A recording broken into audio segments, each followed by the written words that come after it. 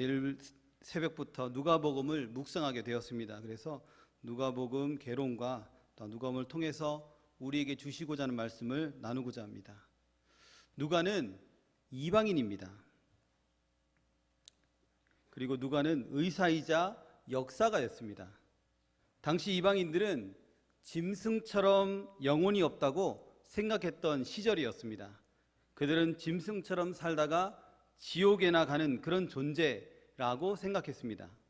하나님은 이방인인 누가를 들어서 하나님 나라에 관한 소식을 전하게 하셨습니다.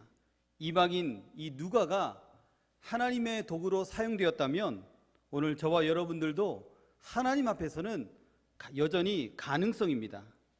마귀는 늘 말하죠. 너의 자신을 알라고. 될성 싶은 나무는 떡잎부터 알아본다고 말합니다. 그리고 우리를 기죽입니다. 그리고 하나님의 일을 하지 못하게 꺾어버립니다. 그런데 하나님의 성령은 언제나 우리는 가능성이라고 말합니다. 너도 할 수 있고 힘을 내라고, 또 성령께서 도우신다고 격려하시고 우리와 함께 하십니다. 2023년 새해에 이런 하나님과 멋있게 동행하는 저와 여러분들이 되기를 소망합니다. 누가복음의 청중은 누구입니까? 1차로 데오빌로입니다. 데오빌로 이름 뜻이 나와 있죠. 하나님을 사랑하는 자란 뜻을 가진 헬라인입니다. 그러나 이 데오빌로뿐 아니라 오늘 말씀은 이 이방인들에게도 더 나아가 온 세계 민족을 향한 그 메시지로 받아야 합니다. 데오빌로는 이 하나님을 경외하는 유대인 개종자였습니다. 이 유대인 개종자가 기독교에 헌신하는 그것에 대해서 이 많은 유대인들이 못마땅해 했습니다. 그로 인해서 이 데오빌로의 신앙이 흔들렸습니다. 누가는 신앙이 흔들리는 이 데오빌로를 그냥 내버려 두지 않고 데오빌로의 신앙을 붙잡아주고자 누가복음을 기록했습니다. 갈대처럼 흔들리는 신앙이 어디 이 이방인 이방인 데오빌로뿐이겠습니까? 오랜 시간 신앙생활 했다는 우리도 또한 초신자들도 다 마찬가지입니다. 시험이 들 때가 있습니다. 믿음이 휘청거릴 때가 있습니다. 성도들의 말과 또한 행동을 통해서 또 말씀이 잘 들려지지 않아 이해가 되지 않아서 믿어지지 않아서 근심하기도 합니다. 그러므로 특별히 이 초신자들이 누가복음을 읽으면 더욱 견고한 믿음을 소유하게 될 것입니다. 그러면 누가는 몇 권의 책을 집필했습니까? 누가는 2권의 성경을 집필했습니다. 신약 성경을 집필한 사람들 가운데 이 누가만이 유일한 이방인 저자입니다. 그가 집필한 성경은 누가복음과 사도행전입니다.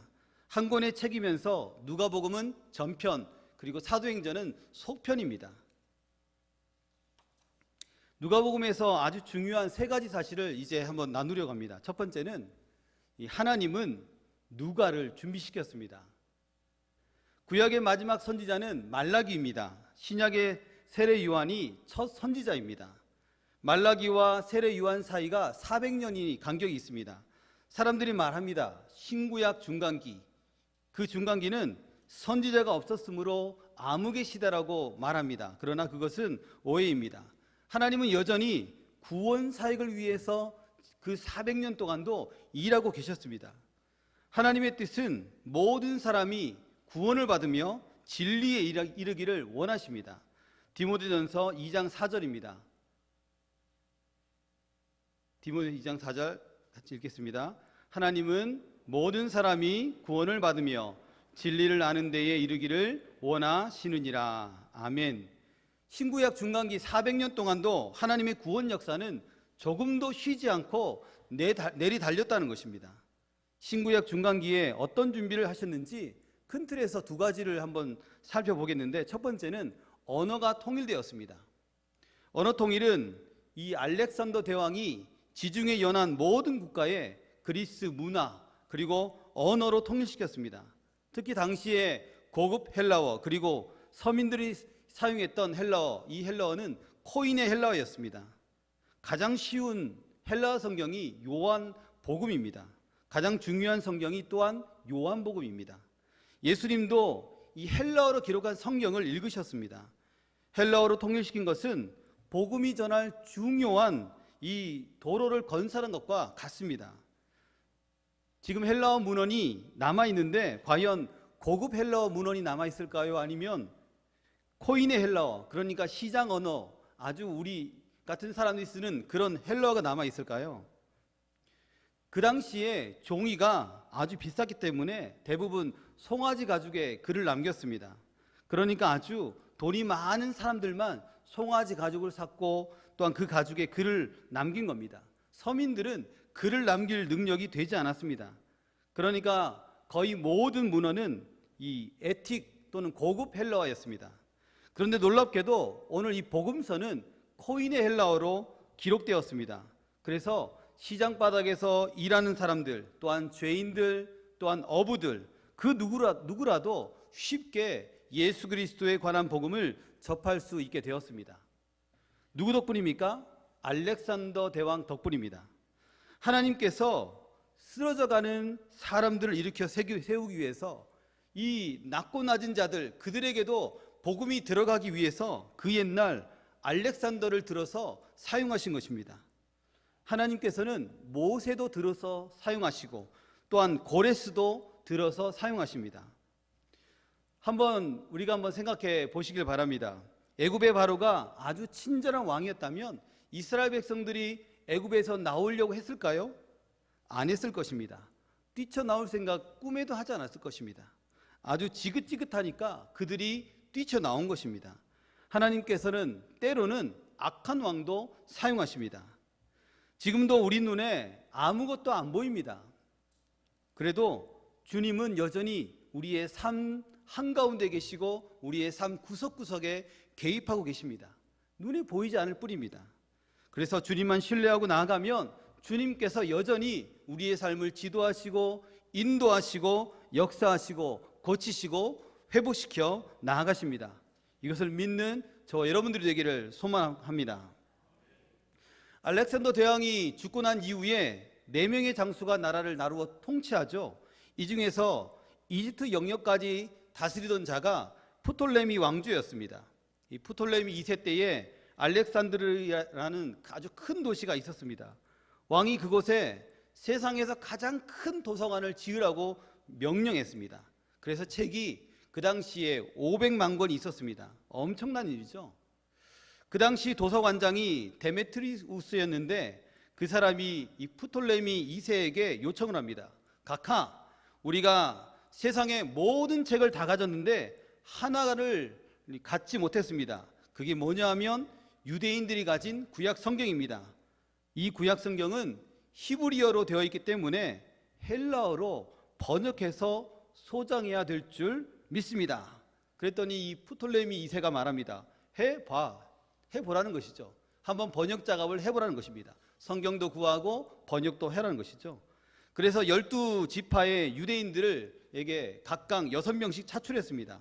총 72명, 72명이 차출되었습니다. 좋은 곳에서 연봉도 억대로 주고 맛있는 것 먹여가면서 번역 작업을 72일 동안 했습니다. 72명이 72일 동안 했습니다. 그런데 더 놀라운 것은 각 방에 넣어서 번역을 시켰는데 한 채 다름없이 똑같은 번역이 되었다는 것입니다. 이것이 뒤에 숫자 1을 빼고 70명이 번역했다고 해서 72명이라고 이제 부르고 있습니다.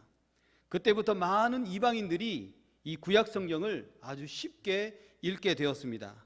이런 작업이 다 완료된 후에 하나님께서는 예수 그리스도의 이 복음을 세상에 전하기 위해서 한 사람을 준비시켰습니다. 그 사람이 오늘 누가입니다. 하나님은 정말 아무 일도 하지 않습니까? 하나님은 정말 우리의 삶 속에서 아무것도 하지 않고 계십니까? 내가 아픈데 하나님은 관망하고 계십니까? 그렇지 않다는 것입니다. 여전히 하나님은 우리의 삶 속에 개입하시고 놀라운 일을 준비하고 계십니다. 우리 하나님은 세상 역사의 주관자이십니다. 단지 우리가 눈치채지 못할 뿐입니다. 그래서 우리 하나님은 우리 한 사람 한 사람의 삶을 열어가실 주는 분이심을 믿으시길 바랍니다. 그래서 고난이 생기고 어려움이 생기면 즉시로 주님 앞에 달려가서 주님께 간구해야 됩니다. 우리 주님은 여전히 살아계시고 여전히 우리를 지키시고 도우시는 분이시기 때문입니다. 누가복음에서 아주 중요한 또 두 번째가 있죠. 두 번째는 예수 그리스도가 우리의 구원자이시라는 사실입니다. 예수님은 잃어버린 자를 찾아오셨습니다. 그분들이 그 누굽니까? 우리가 바로 그 한 사람입니다. 우리 주님을 만난 한 사람이 등장하죠. 세리장 삭개오입니다. 국세청장입니다. 예수님, 제가 누군가를 속여 갈취한 것이 있다면 4배로 배상하겠습니다. 삭개오 스스로 결심한 것입니다. 누가 돈을 지불하라고 하지 않았습니다. 배상하라고 압력을 가하지도 않았습니다. 단지 주님을 만났더니 우리 주님의 따스한 눈길, 그 사랑의 음성이 그의 마음을 만진 겁니다. 그가 움켜쥐고 결코 놓지 않으려고 했던 그것은 무엇입니까? 물질이었습니다. 명예였습니다. 평소에는 세금을 낼 능력이 없는 가난한 서민들에게는 관심조차 갖지 않았습니다. 그런데 이제 그 재물을 다른 그 누구도 아닌 가난한 사람들에게 내려놓았다라는 것입니다. 대단한 변화입니다. 놀라운 변화입니다. 우리 주님을 만난 삭개오가 완전히 새로워졌습니다. 삭개오의 기준이 물질에서, 돈에서, 명예에서, 체면에서 주님으로 옮겨진 사건입니다. 사랑하는 여러분, 우리 인생의 중심이 주님이 계셔야 됩니다. 우리의 삶의 기준이 반드시 주님이 되어야 합니다. 그럴 때 주께서 역사하십니다. 누가복음 19장 9절 10절입니다. 함께 읽겠습니다. 예수께서 이르시되 오늘 구원이 이 집에 이르렀으니 이 사람도 아브라함의 자손임이로다. 인자가 온 것은 잃어버린 자를 찾아 구원하려 함이니라. 아멘. 삭개오는 잃어버린 자였습니다. 유대인들은 그를 멸시하였으나 우리 주님은 그런 거 개의치 하지 않았습니다. 삭개오를 품으셨습니다. 예수님께서 이 세상에 오심은 이와 같이 잃어버린 자들을 구원하시기 위함입니다. 주님의 사랑에서 멀어진 사람들, 그들을 도로 찾기 위해서 오신 것입니다. 그들이 좋은 사람이건 나쁜 사람이건 무뚝뚝한 사람이건 차가운 사람이건 과거에 무슨 잘못을 저질렀던 상관없이 우리 주님은 누구나 구원하실 수 있음을 우리는 반드시 믿어야 합니다. 혹 우리가 전도하려는 대상이 불편한가요? 아니면 그 사람이 과거에 너무 큰 잘못을 저질러서 그런 사람은 절대로 예수님을 믿을 수 없다라고 생각하고 계십니까? 주님은 개의치 않습니다. 그가 어떤 잘못을 범했을지라도 성령께서 하나님의 사람들을 통해 역사하신다면 우리가 가는 곳곳마다 이와 같이 동일한 역사, 구원의 역사, 회복의 역사가 일어날 줄 믿습니다. 누가복음에서 아주 중요한 세 번째는 성령입니다. 누가가 쓴 이 두 권의 책에 강조하고 있는 단어가 성령이기 때문입니다. 그래서 우리는 성령님을 의지해야 합니다. 다른 성경보다 누가복음은 성령을 강조하고 있습니다. 예수께서 하늘로 승천하실 때 너희가 하늘로부터 능력이 입히올 때까지 이 성에 머물러 하셨는데 이 하늘로부터 내려오는 이 능력이 바로 성령을 이야기하고 있습니다. 누가복음 24장 49절입니다. 함께 읽겠습니다. 볼지어다 내가 내 아버지께서 약속하신 것을 너희에게 보내리니 너희는 위로부터 능력으로 입혀질 때까지 이 성에 머물라 하시니라. 아멘.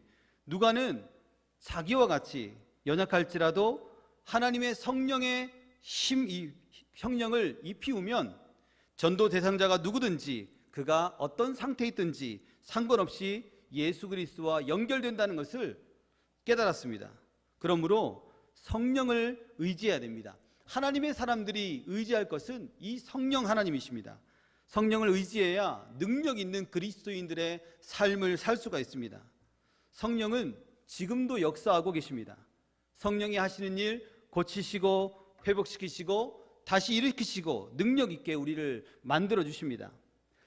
우리가 일을 하다 보면 각자의 자리에서 하나님께서 주신 사명을 감당하다 보면 내가 안 해본 건데 또는 내가 과거에 해보았지만 내가 잘 못했던 건데 어떻게 하지 할 때가 있습니다. 그때가 바로 성령님께 간구해야 될 때입니다. 길지 않는 사역을 경험하며 제 마음에 꽂히는 생각은 성령께서 하셔야 가능하다는 것입니다. 내가 잘해서 한 것 같지만 성령께서 마음을 주셨기 때문이고 성령께서 힘을 주셔서 잘 감당했다라는 것입니다. 그러면서 성령께서 마음에 주는 감동은 무슨 일을 하든지 간에 성령께 간구하라는 것입니다. 안 되면 또 간구하고 또 안 되면 성령께 더 간구하라는 것입니다. 그래서 오늘 혹시 우리에게 주어진 사명을 감당하다가 지친 분들이 계십니까? 반드시 성령을 구하십시오. 치료가 필요하십니까? 하나님의 성령을 구하십시오. 혹시 우리의 가문에 우리의 집안에 문제가 산더미같이 생겨서 도무지 앞으로 나아가지 못하십니까? 반드시 성령을 구하십시오. 성령 하나님을 우리의 마음에 모시고 성령 하나님을 우리의 가정에 초대하시길 바랍니다. 그분께서 성령께서 반드시 우리의 가문을 다시 일으켜 세우실 것입니다.